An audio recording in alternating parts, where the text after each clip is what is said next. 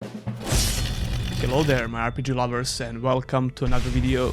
One of the major reasons why a lot of people couldn't get into the first Elex game was the combat system.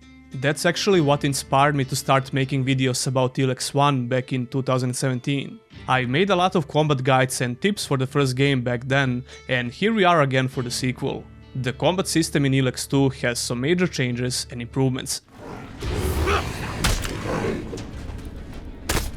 Piranha Bytes addressed most of the problems that I personally had with the combat system in the first game, which makes me really happy actually. We're going to talk about all combat mechanics, and I'll try my best to give you some basic as well as advanced tips.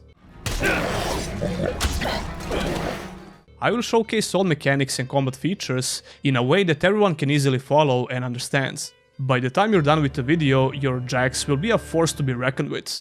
Or just take some heavy weapon and stun lock everything, who cares about the video?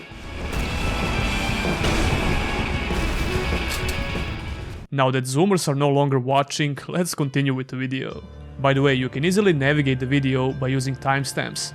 I have a lot of detailed info in the video that I try to break down with timestamps, so you can easily re-watch a clip if needed.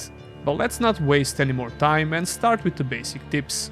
We're going to start with all the basic moves that Jax can use right from the beginning. At its core, the combat in Elex 2 is pretty similar to the first game, but there are some major changes that I'm going to explain along the way. You start off with a lead pipe just like in Elex 1. You can perform all the combat moves in the game even with this simple weapon. Jax is able to use 4 basic attacks with all melee weapons. Quick attack,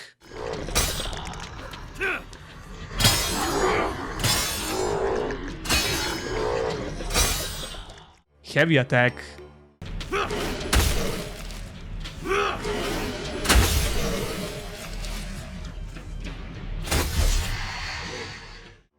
kick,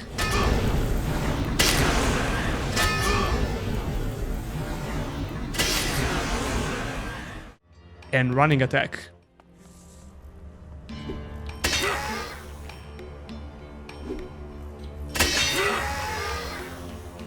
All of your attacks use stamina just like in the first game, but they also deal stamina damage to enemies besides regular damage. Unlike in Elex 1, stamina on NPCs matters a lot now, and it's going to be extremely important in every fight, but we'll talk more in depth about it in the advanced section. The combo system from the first game is almost entirely scrapped, but you can still chain your attacks in a sequence. Although this time around you don't need a perfect timing for your combo to be effective, you can pretty much spam the quick attack button, but in most cases you don't want to do that. Heavy attack is now performed by holding the same attack button. It deals more health and stamina damage, but you need to time it properly, especially with two-handed weapons. The animation lock is pretty long, which makes you really vulnerable.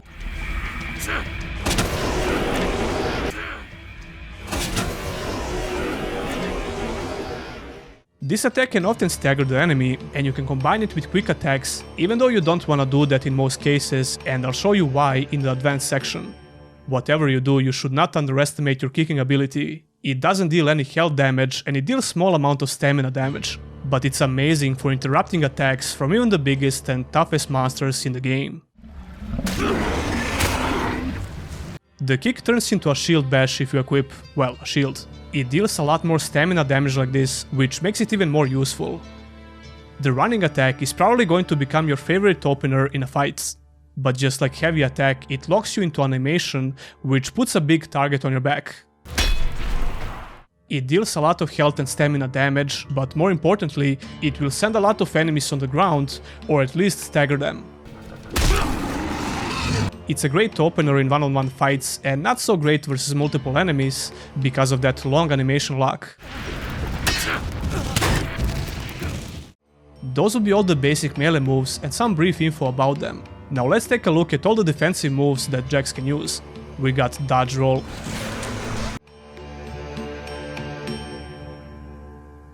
block,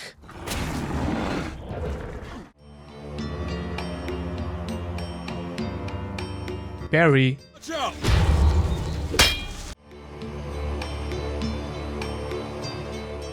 and step dodge.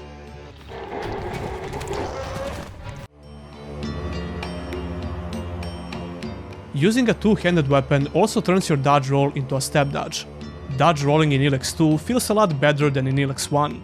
Elex 1 suffered a lot from bad hitboxes and some other bad combat features, which made dodging attacks a lot harder than it should be. Dodge rolling in Elex 2 is much smoother, but you still need a decent timing to avoid hits. Enemy hitboxes are much improved, even though there are still some attacks that don't make a lot of sense. What? As long as you dodge sideways in time, you'll be good in most cases, but it depends on the situation.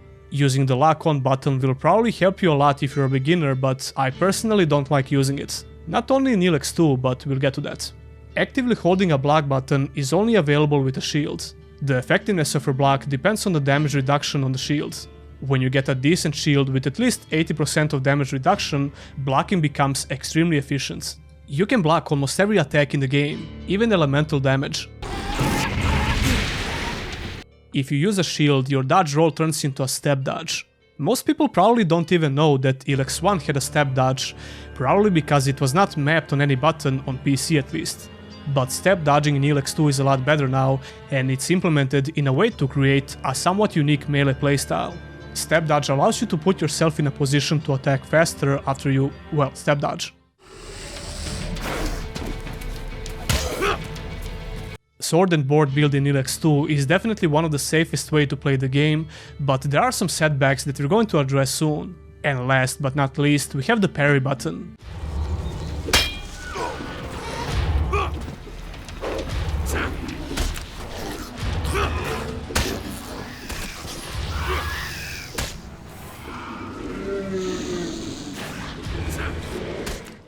If you don't have a shield equipped, the same button you use for blocking turns into a parry button. As you would expect, it's a skill-based move, which is rewarding if you learn how to use it. And again, Elex 1 had a parry button and it was functional, but not rewarding at all. I used it a lot in that game just because I like it, but enemies would retaliate almost instantly, which made it almost completely irrelevant. The parry in Elex 2, however, is extremely rewarding if you manage to pull it off. When you successfully parry an attack, your next attack will instantly knock down the enemy and take them out of the fight, which can be a huge advantage. There is a sound effect that plays every time you successfully parry an attack.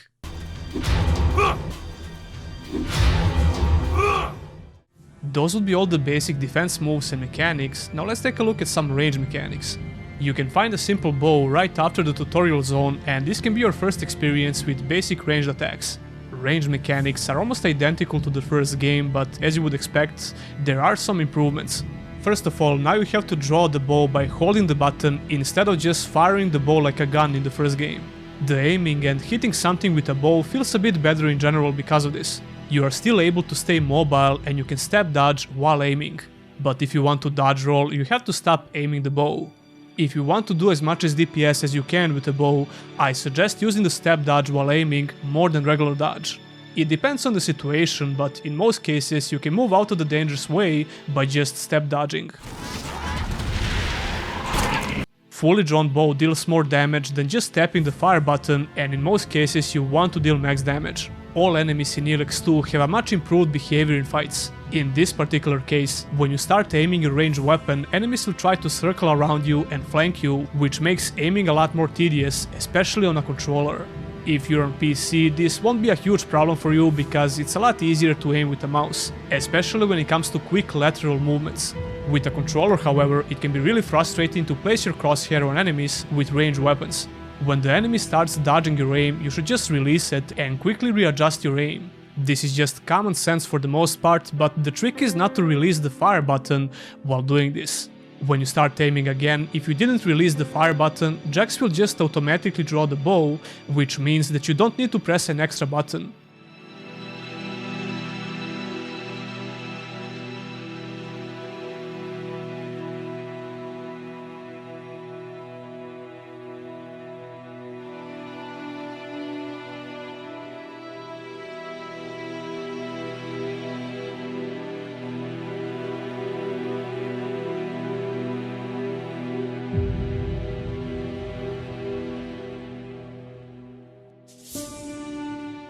It saves you a half a second, but that can make a difference between life and death, especially on ultimate difficulty. This also depends on your aim assist setting. I personally prefer low aim assist with a controller or when it's completely disabled. High aim assist is just too snappy and disorienting, and it kinda beats the purpose of manually aiming the bow. Feel free to experiment with this setting though.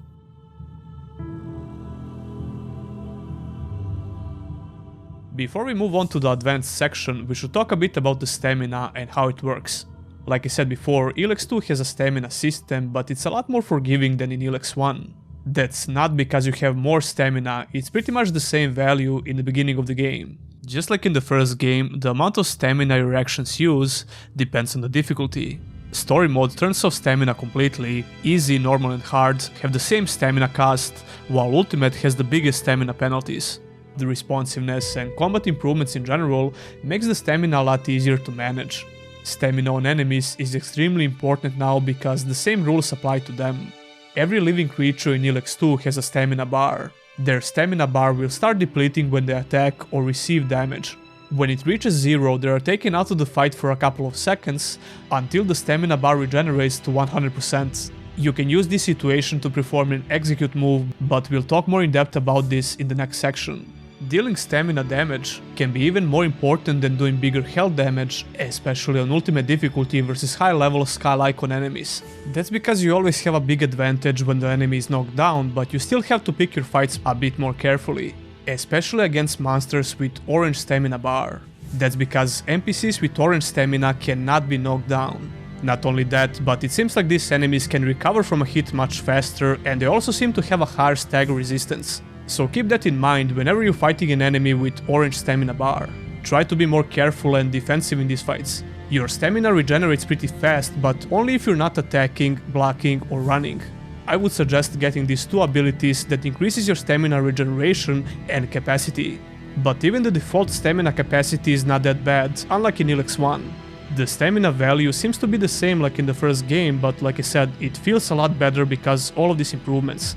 Anyway, that will be all for stamina and basic combat moves that you can perform in fights right after you leave the tutorial area. Now let's take a look at a couple of advanced moves, which are a bit tricky to execute properly. The quote-unquote advanced part comes from knowing how to utilize them in different situations versus different enemy types. I counted more than 70 different beasts in Glossary, which is really impressive. But a lot of enemies are reskins of the same skeleton with an extra attack here and there, or in some cases almost identical attacks. Anyway, the first advanced move that you can perform in fights on every non-flying beast and NPC is the backstab.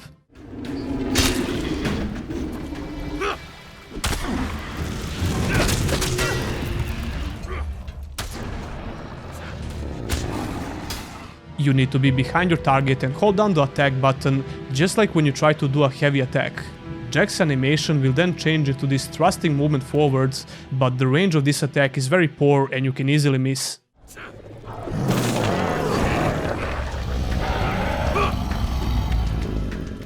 That's just one of the setbacks of trying to do this ability.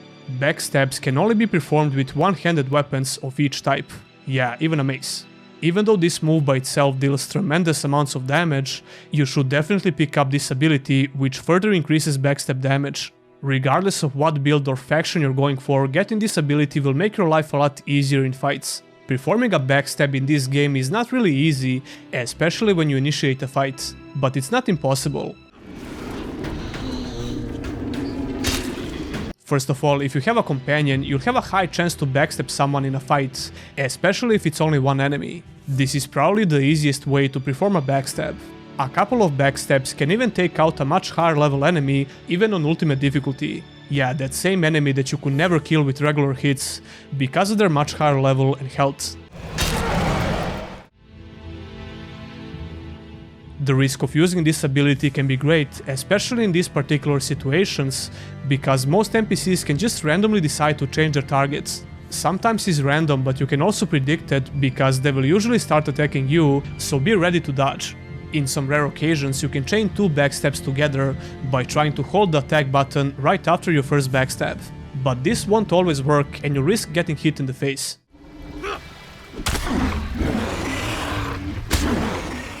There is one more advanced way to try and force the backstab if the enemy is targeting you. If you dodge slightly before their attack, you can get into a position to backstab, but you have to be quick.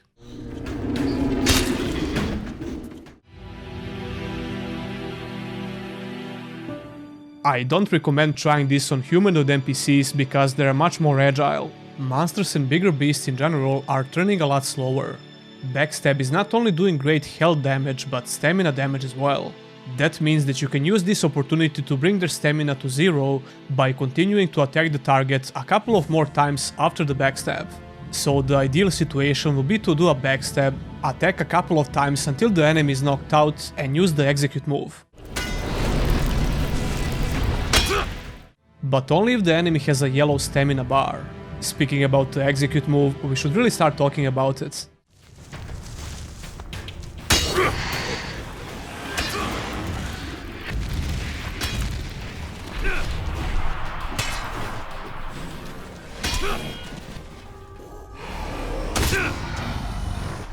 First of all, it's not called execute, that's just the name I came up with for convenience sake, and I think it's appropriate. This move is hands down my favorite thing about melee combat in Elex 2. It can only be used when the enemy is on the ground by holding the attack button. You have the biggest execute window when the enemy is knocked out, because they will remain on the ground until the stamina regenerates. But this is not the only situation where you can use this move. Remember the running attack? Well, you can effectively combine these moves on a lot of enemies, but you have to be quick. Running attack will leave a lot of enemies on the ground, and you can use this situation to quickly press and hold the attack button to perform executes. A lot of smaller, medium, and even some bigger creatures are susceptible to this combo, so it's definitely something you should try and use. Just keep in mind that this only works on enemies with yellow stamina bar.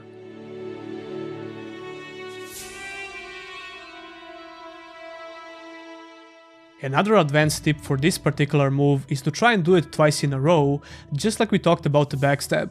As soon as jacks get into the animation for executes, you should release and quickly press and hold the button again. If the enemy is knocked down, there is a high chance to do it properly if you're quick enough. But even if the enemy is not in a knocked out state and it just happens to be on the ground from your running attack or something else, you can sometimes still manage to do this move twice in a row. That's because the enemy gets staggered in the process of getting up, and you have a very small window for getting that second execute. Here are a couple of examples.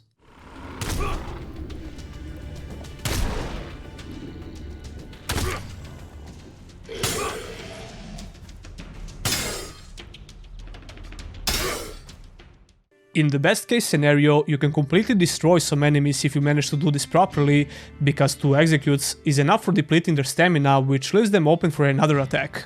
So it's a very powerful move.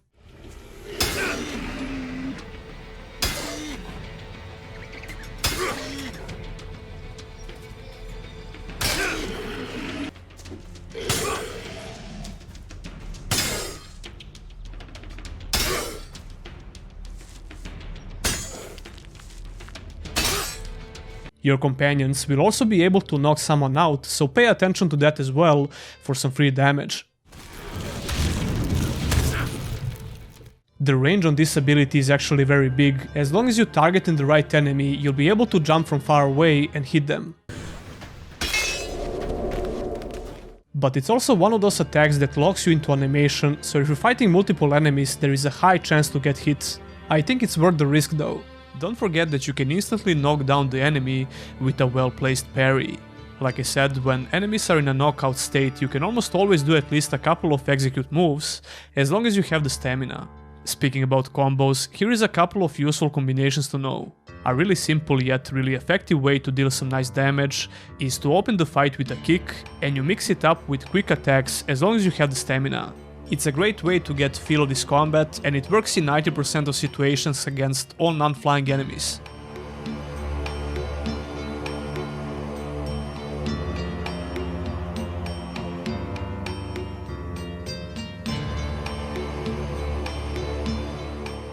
The kick ability has almost 100% chance to stagger the enemy, and when you do light attacks in between, it almost has a stun lock effect on the enemy.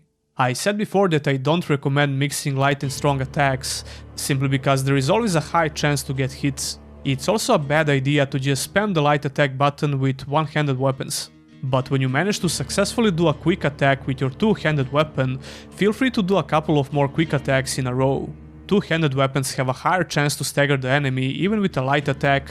That's what makes this spamming combo effective, unlike one-handed weapons.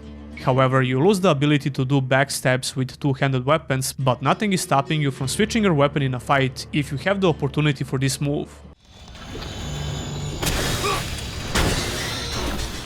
Same goes with using a shield, you can't backstab until you put it away. I think two-handed parry button is bugged or something. I wasn't able to do any parries with two-handed weapons, even though you can actually do the move. I hope this gets fixed with a patch, or maybe it's intended, I don't know. Since I mentioned the parry button again, here is one more interesting advanced-ish tip. If you're a bit late with your parry moves, you won't get to stagger the enemy and send them on the ground with one hit, but you can still completely block all damage if your parry is a bit late. It's almost like a partial parry from Dark Souls, but you don't take any damage at all. It should encourage you to try and use the parry button more often. That brings us to some utility tips.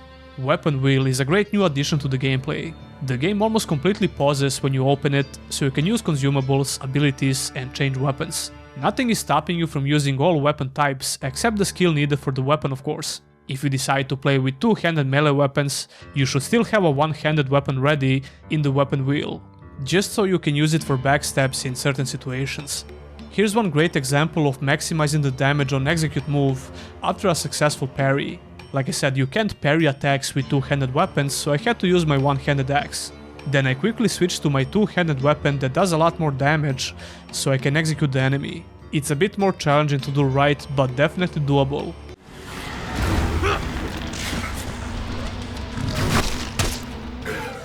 Just like every Piranha Bytes game, Elex 2 has a day and night cycle, which means that most NPCs are sleeping at night and you can take the advantage of that. If you use this situation to sneak up on enemies, you get a free backstab or execute move. You should definitely go for a backstab because you can easily do it twice. Here's a quick tip for healing in combat. When you consume a healing potion from the weapon wheel, right after Jack starts drinking, just start running. Simple enough. Or you can use your jetpack, use a potion and start floating sideways until the healing is done. It's a decent way to heal, but just remember that most enemies will try to snipe you down with a ranged weapon or ability, but it's a lot easier to dodge them now compared to the first game. Speaking about the jetpack, I will do a separate video about it. This video is long enough already, and I'll have a separate video where we talk about all faction unique abilities. All of them offer you a unique playstyle, but that's an entirely different discussion. Anyway guys, that would be it for this video. You can expect a lot more Elex content during this month, and I'm even streaming the game on my YouTube channel. As soon as this video goes up, I'll probably be live on YouTube, so come and join us. Don't forget to subscribe for more RPG content. If you want to support the channel in the long run, consider becoming a Patreon or a YouTube member. You can get your name on the end credits, as well as some other perks like early access to videos, Discord roles, my plans for future content, etc, etc. That would be all, and I'll see you in the next one.